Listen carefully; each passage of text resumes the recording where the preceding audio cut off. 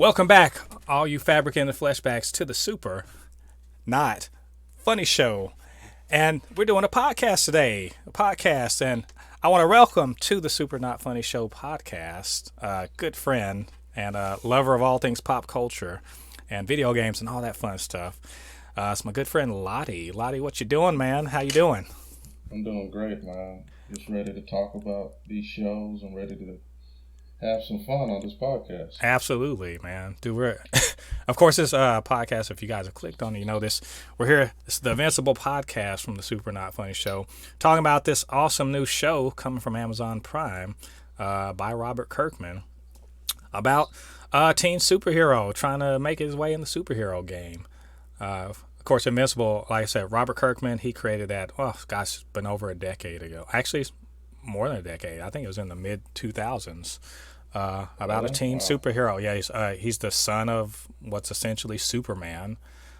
Gets his Superman type powers and wants to follow in his dad's footsteps.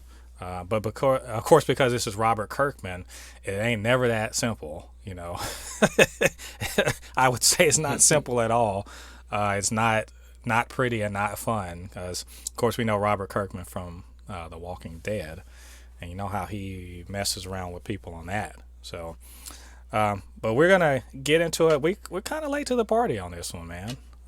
We kind of showed up late, talking about how awesome Invincible is. But I will note, because of Falcon and Winter Soldier and other things going on in the Snyder Cut, Invincible seems to be flying a little under the radar. I don't know if you've noticed that. Yeah, honestly, I understand, but don't understand at the same time because, you know, a lot of like nowadays animation is a lot more popular than it's ever been. And right. Especially, you know, when people started watching, Steven Universe, you would think that a show like this will get a lot more traction, especially it is being advertised because as soon as I turn on my TV, I see it like in big new episode of Invincible's out. Right. So no, yeah, it's And I think the animation aspect is maybe turn some people. I mean, I'm trying to get people to watch it because they like the Marvel stuff and they like the DC stuff, and I'm trying to tell them like, "Yo, watch that." And they're like, "It's animated," and I'm like, "Yo, Rick and Morty's animated too. You know, it's still good stuff. You know."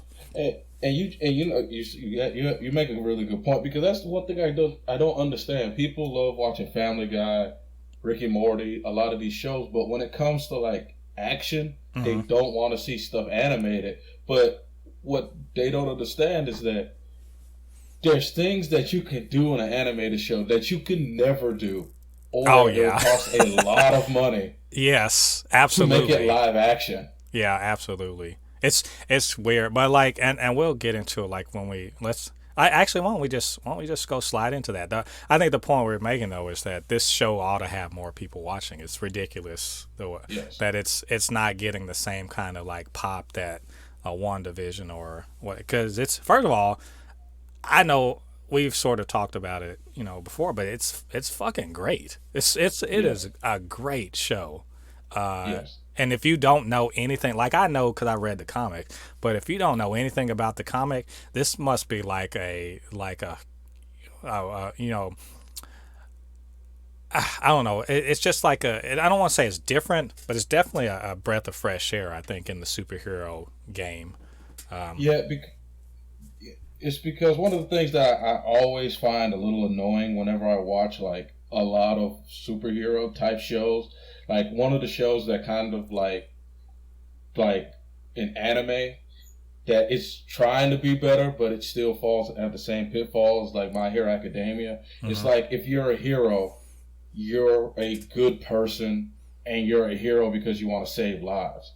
I like the whole thought of there are heroes that are just doing it for a job. Right. You know, there's people that have superpowers that they're not bad people, but they just don't want to be a superhero. And then you have people that are superheroes that are they're assholes. They're not good people. Yeah. They're just because they save people's lives does not mean you're a good person. Yeah. These are, in our world, they'd be canceled like immediately. Yeah, it's just like just because, like, that's the thing that I always, it's like, we have cops, corrupted cops, Yeah. firemen, all that stuff. Yeah, they'll save somebody's life, but that Right. doesn't mean at the end of the day they're a good person. No, They're absolutely. doing it because it's their job. Yeah. Would you say? Now I know if you've watched The Boys. I've watched The Boys, and we both like The Boys. Would you say this is like The Boys, but like if The Boys were like the DC universe? Because the Boys is definitely not the DC universe. They're corporate heroes and shit like that. But if this were Yeah. like if this were the DC universe, but with The Boys in it, Like, basically, this show is, what if the Boys was in Justice League, right? but it's like, what if, like, this was like, if the Boys were, like you said, in the DC universe, Right. but the thing about it is, the main character's son is just as powerful as him, Right. and the main character doesn't give a crap about his like outward appearance. Yeah. Yeah, it's. I think. I think The Boys is a good start, and of course, The Boys is executive produced and so by Seth Rogen and I want to say not Adam Goldberg. He's got a production partner, and they've also produced on this. And of course, Seth Rogen shows up. He's Alan the Alien in this. But this and I what's funny, and this is, we haven't even gotten into the show yet, but the background on this, because I'm a bigger comic book person. The Boys, the comic book, is actually they are around the same time as Invincible. The run, because The Boys ran for 50 issues. I think Invincible ran for 150. They originated around the same time, so there's kind of this thing that was like that. It was Invincible, The Boys, and then there was this other comic around the same time called Irredeemable, and they all dealt with this idea of a Superman that isn't necessarily like Clark Kent in terms of personality. And so and again, we'll get into this as we talk about the show more, but like you really get that Mark Grayson being the main character, his dad Nolan, Omni-Man, is not Clark Kent in terms, like there's a certain inhumanity to him that really kind of bleeds through in his person. He's good at pretending. He's like a psychopath in the sense that if he were actually human, he'd be a psychopath, but because or sociopath, but because he's not human, it's kind of hard to say that he's a sociopath. And that's where the whole point of I was talking with some other people about it, where the whole point, he came down to here to protect or whatever, and we can all go into that, maybe he's lying, but at the same time, when people say, oh well, he's just doing his job, his world told him that he needs to conquer a world, but then you have to ask yourself, then I'm gonna say spoiler alert. Oh yeah, spoiler alert. Yeah. Oh yes, my bad. It's all good. Yeah, but it's like, but even if let's say even if that's true, like he was come down to whatever, conquer the world, but then you have to ask yourself, he's been on this world for so long. Yeah, something like 20 years, something like 20 years.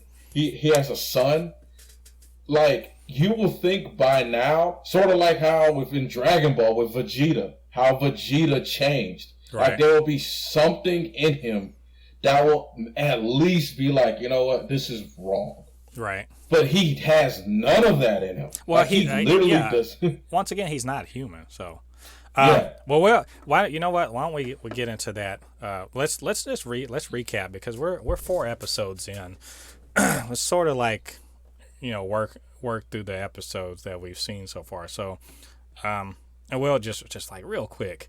So the first episode, I think the first episode is the one that really needs the most attention because of the ending to it. So, but we got the first episode. It's focusing on Mark Grayson. He's he's a teenager. What is he? 16? I want to say he's 16. I think he is. He's the 16, you learn like in the very first opening. Oh, there's superheroes and there's supervillains, and they, these villains attack the White House, but the Justice League essentially this world's version of the Justice League, like you can tell they're supposed to be the Justice League because there's a Wonder Woman and a Flash, and there's an Atom, the Atom or something like that, and Martian Manhunt. There's all these guys, like they all exist, and then they save the day with the help of Omni-Man, who's like Superman essentially. And then at the same time, we find out, Omni-Man is Mark's dad, and he's just trying to figure out when are you gonna get your powers and all this other stuff. And then, so we see Mark as a regular person. I call this, I think when I first explained to you like what this show was mostly about, was like, well, imagine Spider-Man if he were the son of Superman. Then he gets his powers, and of course I want to be. He looked up his dad's the greatest superhero on earth. He wants to be that guy. He has the same powers. He gets them. Yep. He was a normal kid up until that point. Gets them. Now he wants to be a hero. His dad's got to show him the ropes. At the same time, you realize on this world there are a lot of other heroes. So he, I think in that episode he runs into the teen whatever the hell they called, Teen Force, something. Yes. With a bunch of teenagers, and they've got like Robot and Adam Eve and Rexplode and Duplicate and all that stuff. And he basically the Teen Titans. Yeah, essentially yes, the Teen Titans. And he sort of honestly, it really is the Teen Titans now if you think about it. Yeah, the girl, I mean, she's Starfire. Well, Duplicate's not really, because who? Well, yeah. Well, you can kind of say she's Beast Boy because Cyborg, that dude, you can compare him to. Yeah. Well, sort of. The demon, later on you find the chick, yeah. Yeah, that's besides the point. But so we see this is a world populated by regular people, but all that live in a world where there are superpowered people, and they run around and do stuff. And then you find out that, hey, there's a government apparatus that sort of keeps the Guardians of the Globe, the Justice League, kind of like operates with them officially, but Omni-Man is not one of them. He works with them. The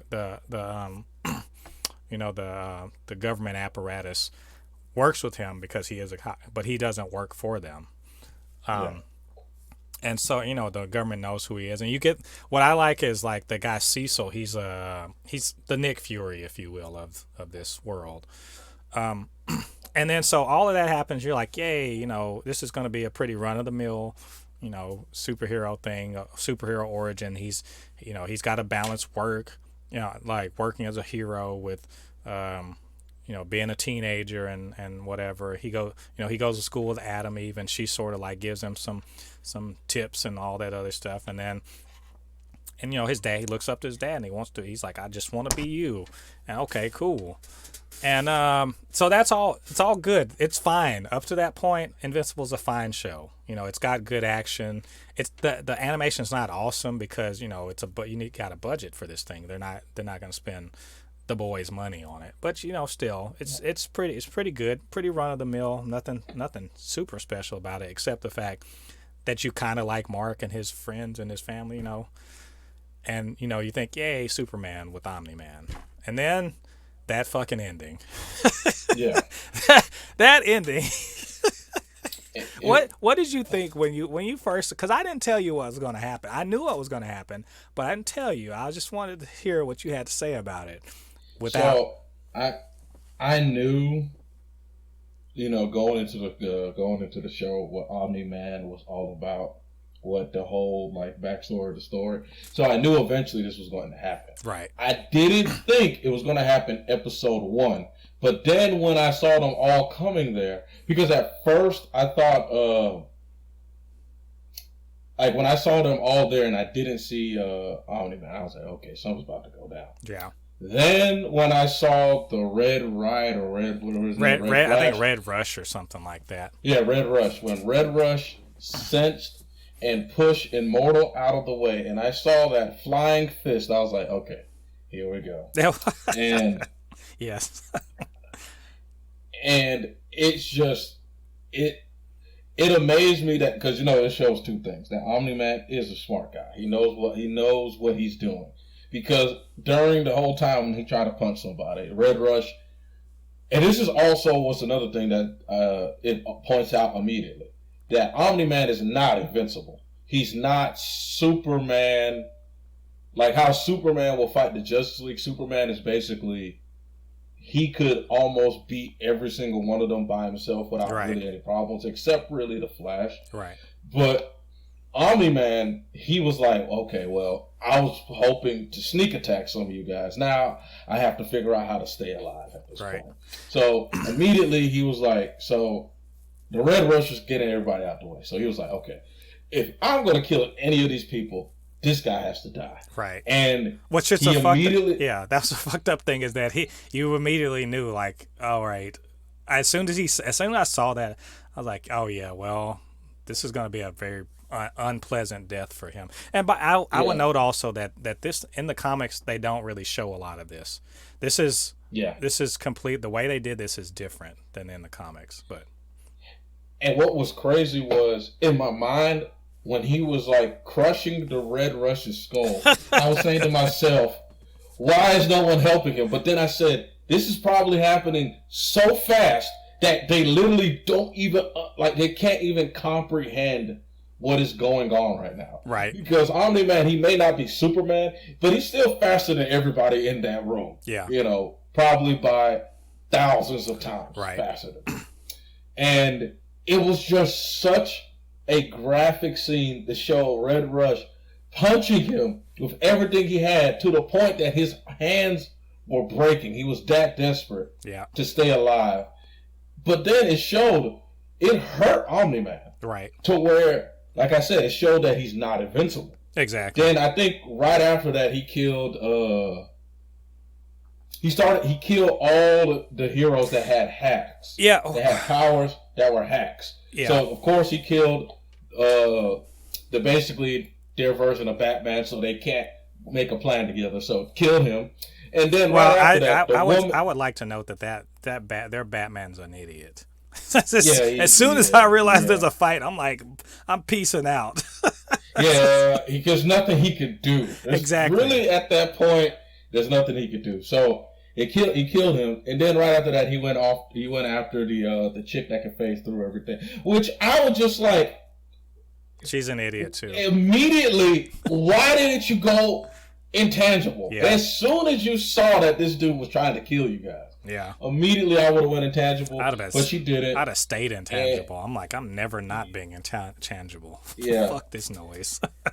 But basically he proceeds to wreck shop. There's a point at which you're like, oh shit, Wonder Woman and Immortal, they might, and I'm like, no. Like that's like thinking Wonder Woman can beat Superman. She can get there. I mean, because Immortal is basically supposed to be Aquaman, essentially. They have an Aquaman in there, but because Aquaman nowadays, he's basically underwater Superman.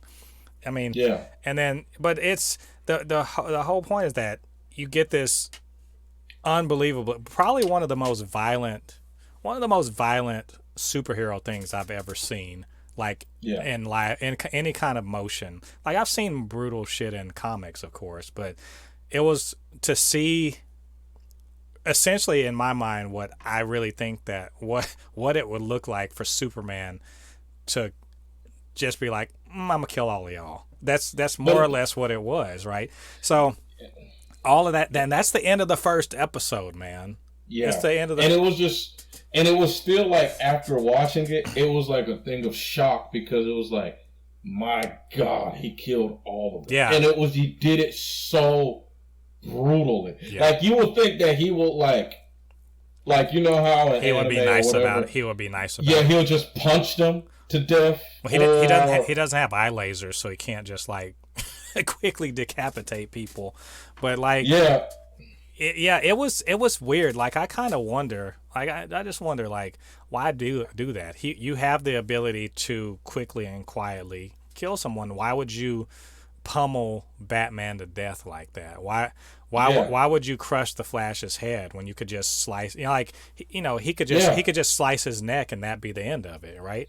Yeah. I And just the wonder. only reason why he quickly killed what's the woman, the Wonder Woman and Immortal like that, because he had to, because they were beating the ever living shit out of him. He was had to be desperate. He was taking it. He was taking it, but they were the ones that. That's why he tried to kill Immortal first, because he was the next most dangerous person. He should have tried to kill the Flash first, to be honest. Well, whatever. He did it, and it was that was really. I think if you like, I try to tell people like, look, there's a really shocking thing in the first episode that'll make you want to come back, and I think so. You're just like, well, damn, what's about to happen? And then we go on to the second episode, and they're just like, it couldn't be Omni-Man. It couldn't be Omni. Like, and to be honest, they hadn't really show, like, there was no indicate. He didn't talk about why he did it. He just did it. So, so we get to this. It's funny and interesting. We get to proceed along. This is like when you watch a horror movie. You watch a horror movie and you know that something's up. Something's happening. Yeah. You know that there's a bad guy. You know that there's something. Maybe the bad guy is one of the people, and you can't share that with the people in the story. You know this. Yeah. They don't know it. So Mark gets to keep thinking that his dad is, is the greatest hero, and his dad, once he recovers, he's like, I'm still Omni-Man. I'm gonna do my thing. But there's like this every episode after that. It's like a slow unraveling of this facade. Just who this person is, right? Because now he's starting to say stuff that Omni-Man wouldn't say. You would think. What you would think, because of the way his son looks up to him. It's sort of like real good example. This is where I'm gonna just talk about like anime real quick. Like in My Hero Academia, you have the number one hero, who is All Might, and then you have Endeavor. All Might is basically Omni-Man, but he's actually a good person all the way through. When people who go around All Might, they talk about All Might like this amazing human being that does everything it takes to be a hero. Like Captain America. Yeah, basically Captain America. While Endeavor is basically this ultra powerful person that will save lives, but no one respects him as a person, to where Endeavor has a son. His son does not look up to Endeavor whatsoever. Mm-hmm. Like if the main character of My Hero Academia was Todoroki, who is Endeavor's son, he will never talk about Endeavor like the way, or look like he'll never talk about or look up to Endeavor like the way Mark looks up to Omni-Man. Mm-hmm. Like, right. You know what I mean? Like, if Mark's father was Endeavor, he'll just be like, my dad, he's a hero, but he just does it.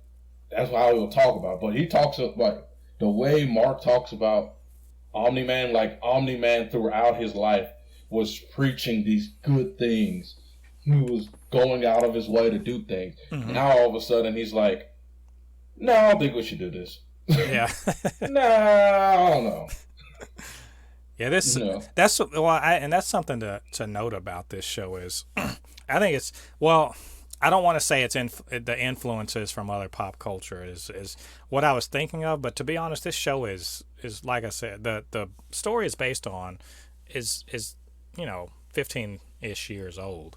So in a way, it's more like the pop culture has sort of turned around to where Invincible itself is. There's a lot of deconstruction of the superhero myth. There's a lot of this has bled into like anime and TV, but I will say that it has been influenced pretty strongly by not just obviously Superman and the Justice League, etc., and Marvel, because I really do think Mark being the main character, he really does have a Spider-Man-ish kind of Spider-Man / Superboy, kind of a combination of his sort of his story as origin as a superhero. but there's also a big influence from anime, I think. Not Yeah. just in terms of the violence, but also in terms of like the way that Omni Man is portrayed. Like the Omni Man's his backstory is very much I don't want to say borrowed, but somewhat borrowed from Dragon Ball Z. Yeah. So there's like all these other things that are kind of like, and this is like one of the great things about modern pop culture, and particularly nerd culture, is that everything is kind of cross pollinating itself. No one is stuck in their own. Like My Hero Academia, 20 years ago, I wouldn't have believed it was a real thing. I wouldn't have believed that the Japanese would have wanted to do something superhero, but that's the influence of stuff like X-Men and the X-Men movies and like the MCU and all that other stuff. We got to remember that the MCU started before My Hero Academia, but the MCU is very popular, and even some of the DC movies they're very popular in Asia. So and of course there's Spider-Man. Spider-Man's been popular over in Japan. So stuff like it's all feeding back into itself. So we get stuff like that where now this show based on something that was about 15 years old gets to turn back, look at itself and say, well, how can I modernize to look, to be more reflective of what's going on now? The MCU exists, My Hero Academia exists, the X-Men all these things exist. What does that mean for the way I originally envisioned it? And so the Robert Kirkman, he's kind of gone back, and you can see it in the way that the show proceeds, that there are definitely differences between the original incarnation and the way it's going now. Hell, even the boys, I can see the boys in this show. Yeah, and that's one of the things that, like how you were just saying, it's the way this show is being definitely influenced. You can also see it like in their like social justice or social norms. Yeah. Where they'll have like certain scenes in it, like one of the scenes, like I'm not 100% sure. Isn't Mark's best friend homosexual? He is. And one of the things I like about it is that it's not thrown in your face. It's there. Like, oh, I'm homosexual. And okay, you know cool. what? That's, you know what I mean? I'll tell you what. That's a reflection of the way younger people are nowadays. Like when I think about, it's not a whole, ooh, this is a thing. It's kind of like this just is, and we just move on. And this isn't special to Invincible. As a matter of fact, this is pretty normal. It's starting to be pretty normal across the board. And it's not even just that. Like some of the characters, I mean, if you didn't read the comic, you would know this, but there's been some race swapping and gender swapping. And as much as fanboys might want to get, their panties in a twist about it, it doesn't matter. It honestly, it really serious. Like I've read some people talking about like, oh, why did they make Mark Asian? Like he's supposed to be white. And I'm like, and Robert Kirkman was like, no, he's Asian. He's always Asian. His mom's Asian. How did you not see that in the way it was drawn originally? Because because people see what they want to see. But but for the most part, that hasn't been actually super important. Like all of that stuff. Like people want to get in their corners and get their backs up about stuff. But it's not that big a deal. It's not that important to it. It's just because honestly, like at the end of the day, if Mark was black. If Omni-Man was white and Mark's mom was black, does it really change the show that much? It doesn't. Not at all. It doesn't change. It may. I mean, it may change. It may change a little bit, only in the sense that, in the same way, I'm gonna call out a different show, but in the same way that, Sam Wilson being black does play into his character and the things that he sort of has to deal with. It does, but it's not like. In the world they're living in, and they're not ignoring that stuff. Like we just saw the fourth episode. The fourth episode was talking about race and opportunity, but it wasn't. That wasn't the point of this. The point of the show wasn't of that episode wasn't to say, let's look at racial stuff. It really was saying, hey, all of you superheroes, y'all deal with all these threats and everything, but while you're dealing with all these threats, you call yourselves heroes. Down here on the bottom, other people are dealing with real life issues, and there are real stuff that you could be doing here too. Like, y'all, there's something this is again taken from Superman. Superman's had a similar confrontation. Black Lightning, he operates in Metropolis. But he's more of a ground level hero, even though he's got like lightning powers. But he was it Black Lightning or Steel, one of them two. But there's the inner city. Superman's not in the inner city, saving lives. So, I like that episode, the recent episode where episode 4 where he's helping a guy take down a terrible criminal boss that runs the whole city. That Invincible wouldn't have known about this, And this is one of those things that, how you said, this connects back to one of the Spider-Man. One of the things I love about Spider-Man so much is that Spider-Man is a hero at all levels, and I see their influence, like how you're saying. Because, for example, Spider-Man will go from helping save the universe from Thanos, then helping a woman get her purse. I mean, keeping a woman's purse from getting stolen. Right. He will literally do that within minutes of each other. Right. He's not like Superman, who right after Superman beats Darkseid, he will zoom across the planet at the speed of light and be at his base. No, Spider-Man, right after he beats Thanos, he'll still be in his spider suit and he'll web sling, and then he might see a little thing like, oh, let me stop this little crime. Right. Or, it goes up in levels. He just doesn't stop petty crime. He also stops the Kingpin, who, like you said, runs a legal thing around the city. And that's one of the things that I like, that the show is showing, that to show Mark that for you to be a hero, you just don't have to be a hero saving the world. Yeah. Like, you can also just save regular people. Like this also calls back to the second or third episode when the alien invasion was coming. Exactly. Yeah. He stopped the alien invasion, but at the end of the day, that old lady died. Yeah. And you can see it affected him. Yeah. And Omni-Man was just like, oh, it's part of the job, it's whatever. Yeah, and because Omni-Man's not human, it's easy for him to write off other people's lives. But, Mark, he's new. He's starting to realize, like, when you are not careful enough, people are gonna die. He had good intentions with that woman, and she still died because good intentions aren't good enough. It's to be honest, that's when you take on the responsibility of protecting and saving, it's you got to do it to this, which is why I'm again on episode 4 of Invincible. I know we're jumping around a lot, but this matters here because there's a lot of examining.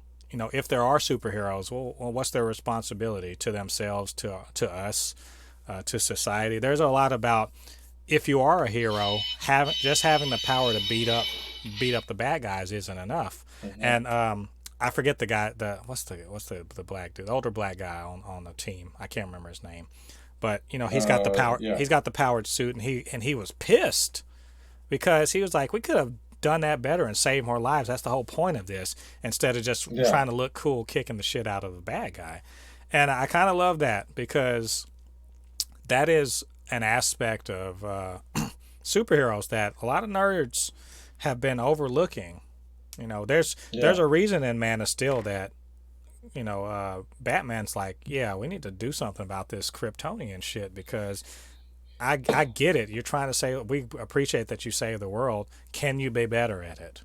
Oh yeah. And I mean, it's like, yeah, you saved the world. It's kind of like with it's like the whole Godzilla thing. Mm-hmm. Like, at the end of the day, Godzilla is going to protect the world. But there's a reason that, I mean, you can't just be like, why do humans hate Godzilla? Well, every time Godzilla comes to do something, he destroys half the town doing it. Yeah. And it's like the same thing with Superman. Yeah, you beat Zod, but you leveled Metropolis Exactly. doing it. You know what I mean? Yeah. And it's like one of those things that we're watching the movie and so much awe. How many millions of people, well, probably not millions, but how many thousands of people were crushed to death in that movie? Like, they had that one scene where the people he worked with at the Bugle, well, they weren't.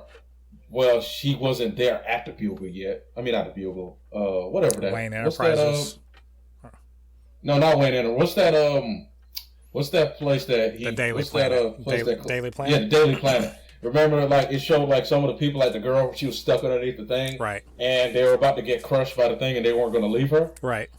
Yeah, they showed that one scene. Yeah, Dable made it out, but how many thousands of women or men like her got crushed immediately during that fight? You know what I mean? Exactly.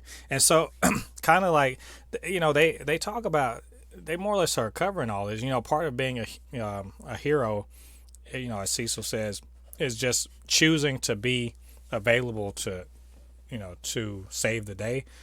But then, you know, we see Mark, he has the desire. He even wants to put the work in. He's putting in the work to but, you know, he's sacrificed, like Spider-Man sacrifices his personal life, his relationship with Amber, in order to do the right thing. He even, you know, he goes to Mars on that, in that episode, and his newness and being completely ignorant and all that means that, you know, they've left kind of like a little bit of a thread for later. But, you know, they bring, you know, he inadvertently destroys the Martian civilization, you know, the underground Martian inadvertently trying to save those you know, astronauts. And, you know, he's kind of bought problems for the Earth as well. And, you know, so that I think the reason why this show works is just because, well, damn, I like the hell out of Mark. I like Mark a lot. I think he's relatable as hell, and everything he's going through, you know, it's not just the teenage. You know, he doesn't have time for teenage angst. He's got a job. He's got an actual job. Yeah. And then you know, you know who Mark reminds me of? What's that? Mark is, what if Naruto was given the fourth Hokage like power? Like, let's say at the age of 12, Naruto was given his powers that he got at the end of the show. Right. You know what I mean? Like, Naruto was given those powers at the age of 12. And he had these responsibilities, because the reason like Naruto could work so well, because we know, well, the people in the show, like the Third Hokage, they know who he is. But the thing about it is, no one knows who he is because he's just a 12-year-old kid. He was never shown who he was. He was never given proper training, so he could pass off as a regular ninja. But what if Naruto was given all these godly-like powers at the age of 12? Right. Like, can you imagine how much Naruto will fumble and stumble? Like, oh, yeah, he'll go and, like, let's say, like if Naruto was given that power, and let's say, like, he heard what happened with Haku and Zabuza, Naruto might just go to, like, the freaking village hidden in the waves and just beat up a whole bunch of ninjas and be like, what you guys are doing is wrong. He's in the right intentions, but at the end of the day, it's going to cause a problem, because then the Mizukage is going to be like, oh, so you want to cause war. Right. You know? Yeah, I mean, the kind of the idea of someone getting power and having to learn how to deal with it responsibly, but also having a hero complex. Let's just call it what it is, wanting to be the one that saves the day. You know, for whatever reason, to be more like his dad, and he has hero worship of his dad. You know, that's because of what we know is bound to come crashing down. And then, you know, then you have all of the other side characters, some of which are trying to be, you know, part of the story is, you know, the new guardians of the globe, because the old ones are dead. And, you know, what's Robot, what is he up to? You know, you see he does something to set somebody free. Why is he doing that? You know, there's, you know, is Robot trustworthy? Who are these other new guard? And the other thing is, like, we were wondering, are they just a joke? You know, they don't seem as cool as the old Guardians of the Globe. And so we, Yeah. we see them come to the rescue and really pay the price for it. Like that's what, Yeah. if anything, that's what's good about this show. The one thing that comics, they try to impart like how dangerous it actually is for there to be superpowered individuals and to fight each other. But you get a real strong sense, not just with that massacre at the end of episode 1, not just with the alien invasion bit and what Nolan goes to do as Omni-Man. He goes and freaking destroys a whole civilization. Not just with that, but also with the most recent episode where Invincible goes in and damn near killed, right? And that's one of the things I wanted to also mention is, who is that lion alien? Because let's be honest, if he wasn't there, I think Mark would have stood a chance. Oh, you will. We're gonna see that. We're gonna see that dude again, guaranteed. Yeah, because that's the thing. When I was watching the show, I was like, this dude. There's like, because in my mind, I was like, Mark will wipe the floor with all these other heroes, but this one guy is causing all this trouble. That dude. Dude is almost like I would say he's not Darkseid, but he's what's gosh, I'm trying to think in the MCU what's he's an equivalent to. Almost like Ronan the Accuser. If Ronan the Accuser was more like in the comics, Ronan can beat up he can fight with Silver Surfer and like give him the business. So, but we'll see. We'll definitely see again. The other question is, why didn't Nolan interfere? He knew what was up. Why didn't he? He's trying to teach him not to care so much about people. I think that's what's going on. He's trying to teach Mark to not care so much. I think he's trying to. I think he's trying to turn him into this cold person. Yeah. But I think at the end of the day, it's going to, because Mark is a good person. I think at the end of the day, it's not going to work. It's actually going to make Mark a better person, because immediately afterwards, he helped. Spoiler, he helped that dude become basically the Kingpin. Yeah. But I'm pretty sure that dude as the Kingpin is a better Kingpin than what that Machine Head was. You know what I mean? Yeah, there's... The other question you want to ask is how much does Cecil and how much do they know or care about what's going on with what's going on within organized crime, super powered organized crime, Yeah, so how much does Cecil and like Cecil's clearly he's the Nick Fury. So, how much we know that he's suspicious as shit of Nolan. And there's that whole thing with Damian Blood, or is it Damian Blood? Something. Yeah. The demon guy. And the whole way he banished him and all this other stuff. I think if Cecil really is like Nick Fury, then he's clearly trying to make some plans for a worst case scenario when it comes to Nolan. So there's all that going on. There's magic. There's aliens. The Viltrumites obviously are agents, but there's other aliens like the Martian guy. And there's all these super villains, because he fights various super villains that they shouldn't be a problem to, and they're not a problem to him. To be honest, Mark is Superman, so most things don't bother him.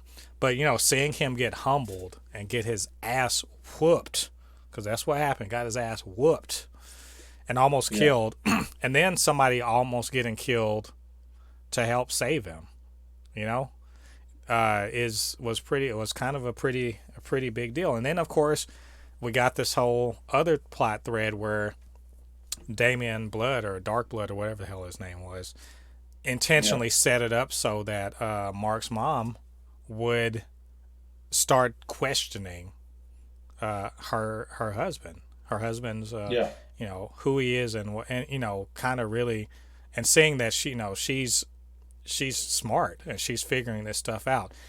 What does this all mean? Everything can't stay the same. It can't stay the same way it is. Dude's, he's the most dangerous thing on the planet. And for now, and at the same, and like as you said, at the same time, Mark saw his dad there. You know what I mean? Yeah. He saw, like, because some people might say, well, he saw his dad there, but you know, his dad could say, well, I just got there in time. But if a true caring father seeing his son getting beat up and didn't know about it, he will be down there immediately right next to him going like, oh my God, are you okay? He's looking at it like, told you so. Yeah. You know what I mean? Yeah. So, well, I got a few other things, I guess, or two or three other things to talk about. I think one, let's just talk about the production on this show. Can we shout out the voice cast on this thing? The voice acting is amazing. It is crazy. It is crazy to see who's on this show. Just like the last episode, just to kind of underscore, and I think we are gonna see Titan again. Titan being the stone guy. He punched him out in the first episode, I think, first or second episode. Yeah. And then we see him come back again and be like, come help me out and all that. And now he's the kingpin of the city. All that being said, that's Mahershala Ali. Two-time Oscar winner Mahershala Ali. It's kind of shocking the people that they're getting on the show, and not one voice that I ever like listened to that I was like, I don't know. Every voice sounds great. Yeah. Like, it's amazing how they're able. You can tell a lot of their budget went to voice acting. Yeah, and the other thing is, like, they did this in the midst of the pandemic, right? But I look at, like, Zazie Beetz she's on there. Steve Ewan, of course, if you watch Walking Dead, he's Glenn. They got J.K. Simmons as Omni-Man. The voice cast is just crazy, the number of people they got in there. And they're doing awesome work, because a lot of this show has to be voiced, because they're not going to spend a ton of money on the animation. That being said, some of it you can tell it's cost-cutting animation, but when they come down to the fights, they do not fuck around. That fight in episode 4, that big final, fight where it just all goes down, it's one of some of the best superhero action I've ever seen. Like, straight up. Yeah. It is. I mean, they spent money on that, and it was good, really. And the fights have been good in this. Again, you can see sometimes where they cut corners, but I'll take them cutting corners on static shots, and basically moving around a cutout to simulate motion. If we get the ass kicking that we see, I mean, I was like, this shit's great. I think from a technical aspect, the production's pretty top notch. Even, like I said, with the cost cutting of the animation. So I think overall they're putting out a damn good product, and they're nice enough to put it out on Thursday night instead of Friday, when there's other shit big things are coming out, which maybe be why it's getting a little overshadowed. I don't think it can help getting overshadowed by the MCU stuff, but people need to stop sleeping on this. I don't know. I think the last thing, maybe we should let's kind of speculate. I know pretty much, but I haven't read this in a long time, so even I'm going to get surprised. But, like, how do you anticipate this plays itself out? Because it's only 8 episodes. We're halfway through. How do you speculate this plays itself out? So this is the 4th episode. Okay, so I think the 5th episode, Mark is going to start gaining a little bit of doubt or angst towards his father. Right. Because Mark he's not stupid, first of all. Mm-hmm. He saw his dad. And he's going to immediately question, why weren't you there? Why didn't you help me? And, Nolan's going to come up with a decent excuse. But right. Mark's not stupid. He's going to kind of guess what happened. Right. Then he's going to feel bad for what happened. And Nolan's going to try to tell him, oh, then you're going to have... Because I already know Nolan's going to try to tell him you have to stop caring for stuff and all that stuff. But Mark is a good person. He's a good guy down deep. He's, like I said, he's basically Naruto. Right. He's going to look at it as, instead of like, oh, maybe I shouldn't take what people say seriously, or I wasn't good enough. I need to be better. I need to be stronger. I need to have a better plan. You know, he's going to look at it as in, I need to do this better. I need to be a better hero. Right. You know what I mean? Yeah. And that's how I view it's going to happen. It's going, like I said, I think the mom is going to bring back the demon. I think she's going to bring that it would back. be cool if she does. Because I'm almost, he left his notebook. I'm pretty sure in that notebook he's left an incantation or some instructions to bring him. So you think? Almost, So you think he anticipated Cecil's move?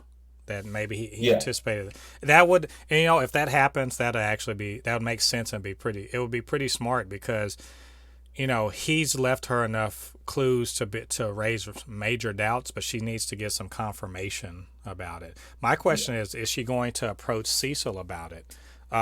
We already know Cecil is hella suspicious, but he's not going to show his hand, because very smartly he realizes that they've got a really dangerous situation, and if Nolan feels like, oh, the jig is up, who knows what the fuck he's going to do.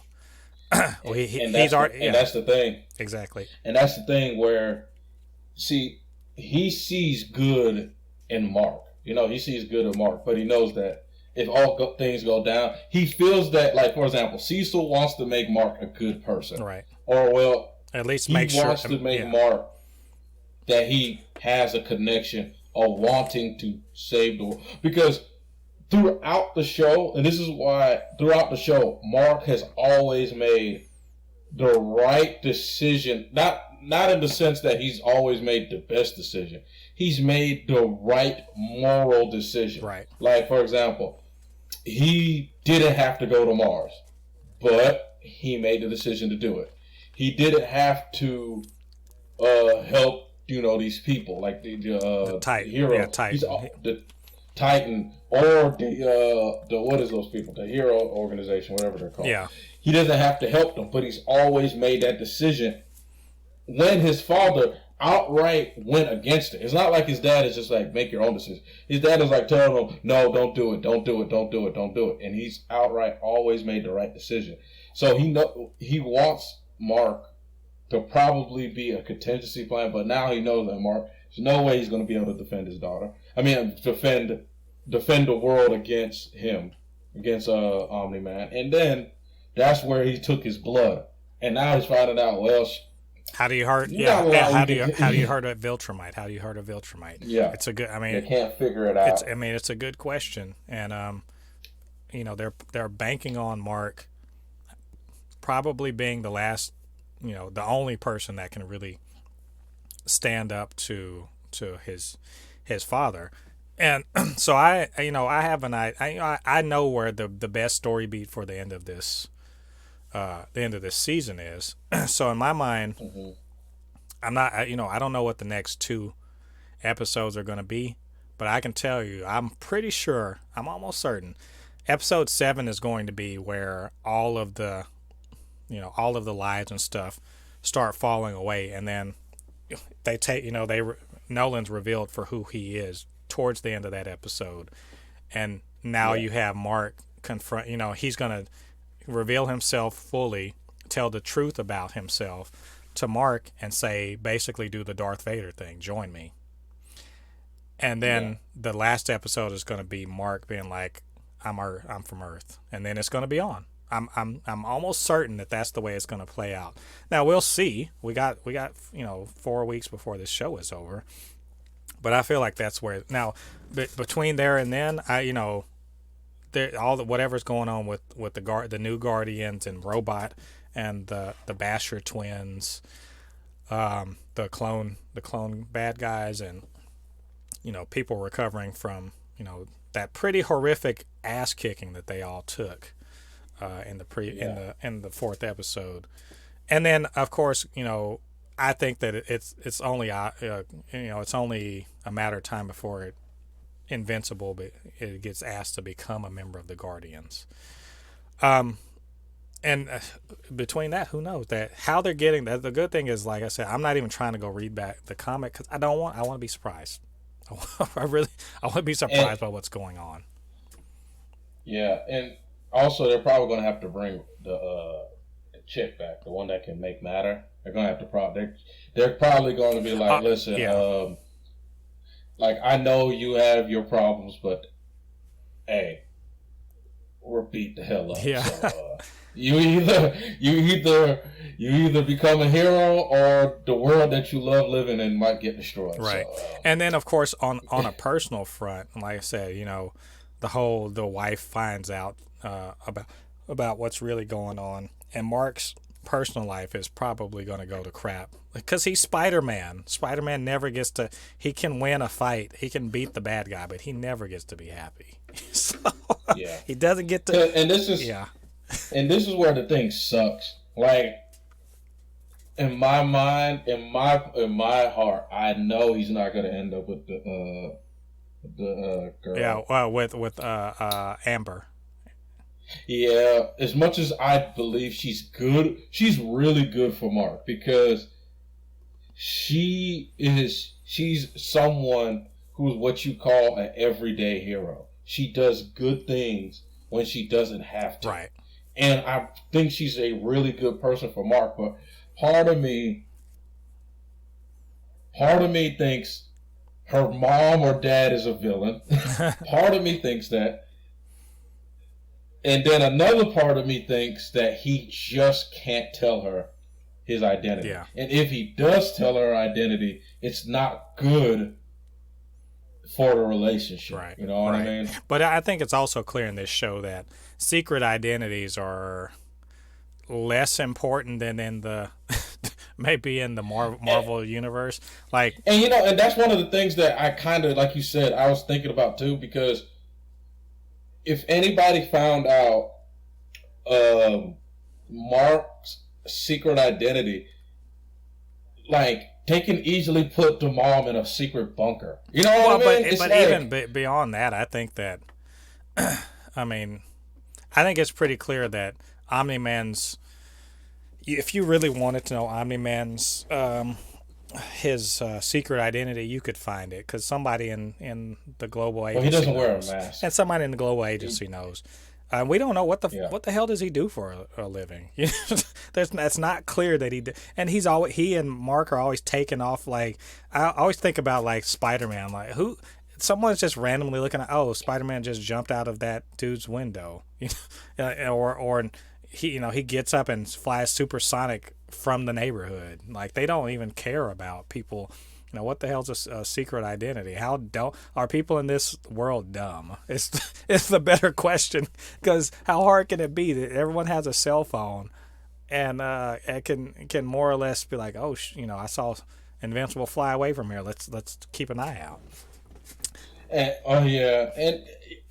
that's one of the things that I was thinking about too. It's like secret identities to me is sort of like My Hero Academia, to where I can't understand why they still wear a mask in My Hero Academia when it is so freaking obvious to know, because they have a freaking high school where they don't wear a mask. It's like, for example, let's say someone like Endeavor. Endeavor is a good example. He graduated UA, and then right afterwards, not too long after that, Endeavor, the hero Endeavor, who had the same superpowers as so-and-so in this high school that we watched on TV. Because, every year they show the kids on TV of who they are, their superpowers and everything. So you know everything about these kids when they become heroes. So what's the point of having a secret identity? Because it really should not matter, because right after you graduate, I'm the hero Endeavor now. Yeah.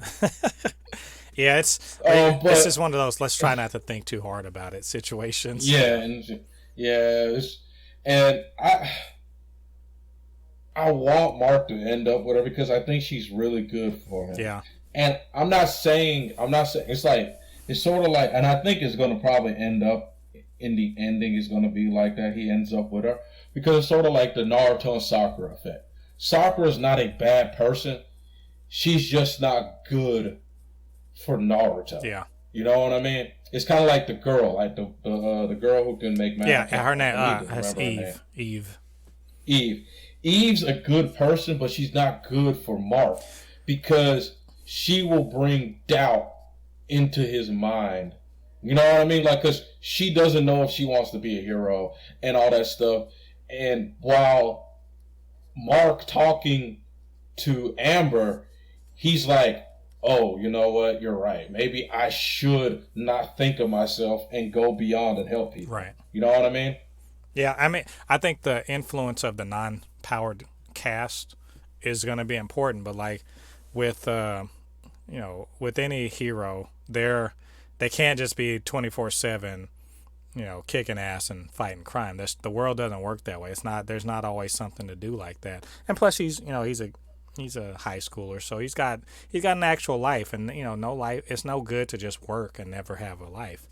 And yeah, just like Lois Lane kind of centers and humanizes Superman, Amber sort of does the same, and in her way, she's more heroic than he is.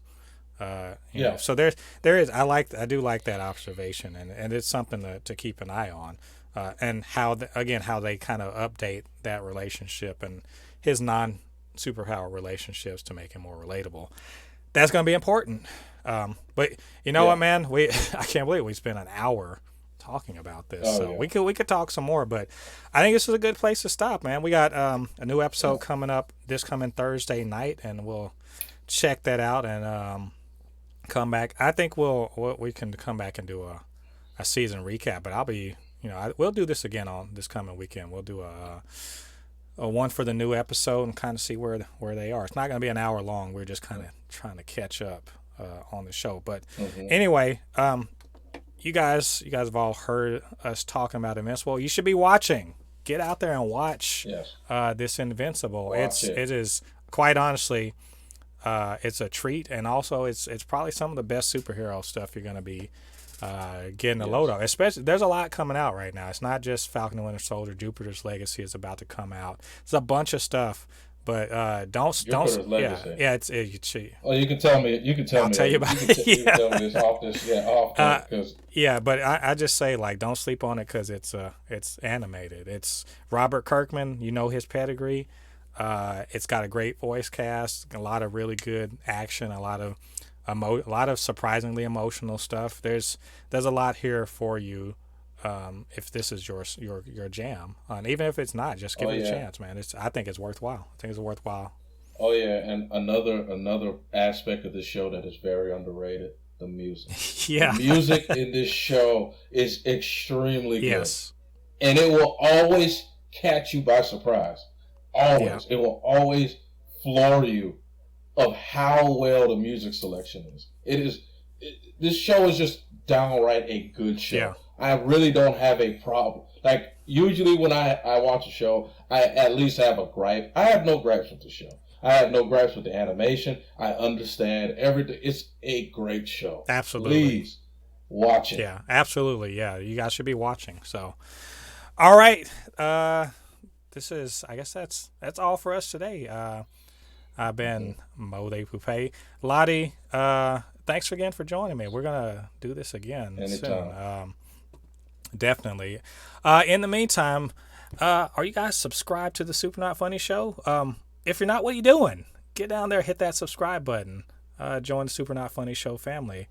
And, of course, you can hit that notification button. It'll let you know when we are going to be dropping new content. And we do reviews and reactions, other things like this every single week. But I've been Mo Thépuppét, your resident fabricant and commenter extraordinaire on all things pop culture. And we'll see you guys on the other side of the thread. Peace.